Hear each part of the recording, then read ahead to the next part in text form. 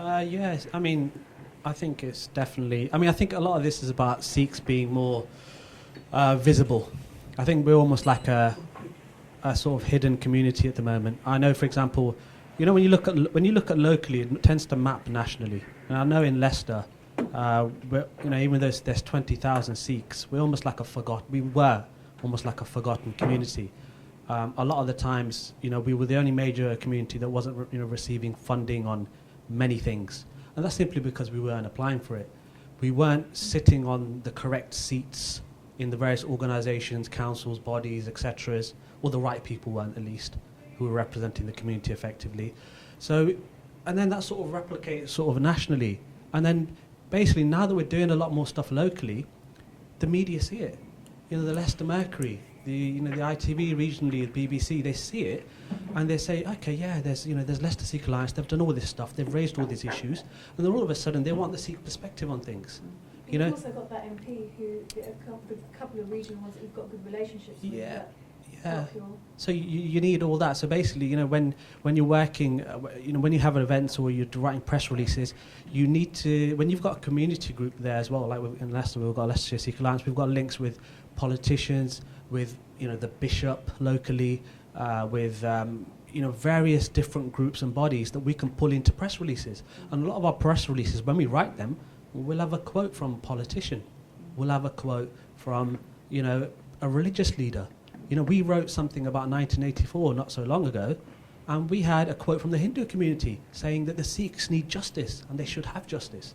That's powerful when the Hindu community are saying that on your behalf. But the thing is, you're not going to get that if you're not putting in the work locally, if you're not going to those interfaith meetings, if you're not connecting to these people, if you're not telling them your story, if you're not helping them. It's like, sometimes one of the mistakes that we do as a community is, we set up an organisation, we want to do stuff overnight. But, if you look at, for example, say Steven Spielberg, right? He was probably not a comparable example, but if you look at him, he's an inspirational filmmaker. And, he became a massive worldwide success and phenomenon. And only then did he make Schindler's List. And then Schindler's List, which was about the Holocaust, became a blockbuster. So, sometimes you need to build up your own credibility as a community group, but be somebody first. And then, Kaur.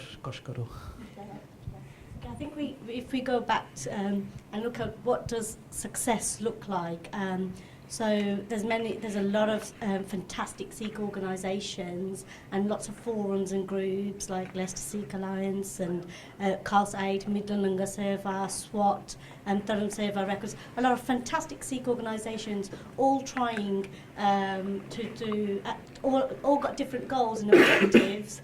Whether that's trying to raise awareness through humanity work or through Kirtan and music. So I think collectively, yes, what does success look like when we all work together in partnership? If we look at relationship building and credibility as well, for example, you mentioned about Steven Spielberg. If we put that in sort of a situation right now, you look at Khalsa Aid as an example. They've been working on humanity for over 15 years.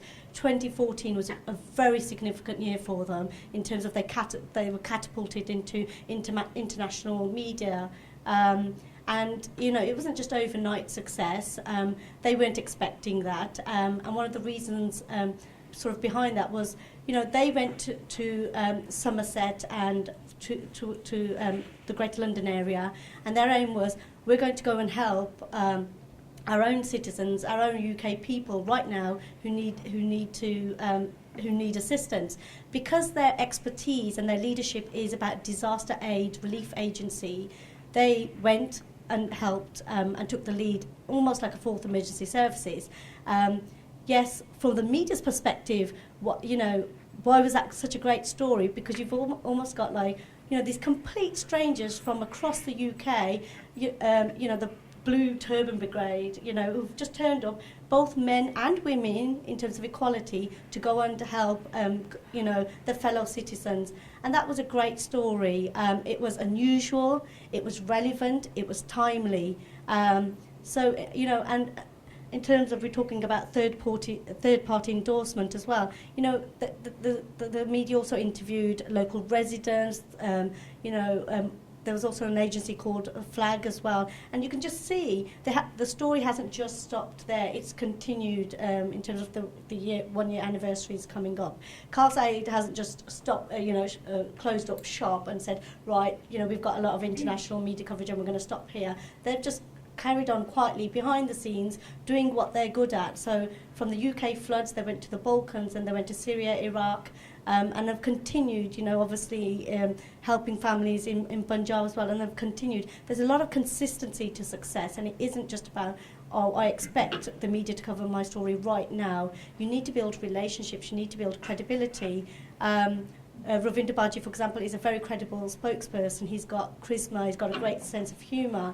And he also, I mean, you talked about engagement as well. You have to have that engagement, that interaction, you know, to be the face of the media and to talk to people and to have that approach.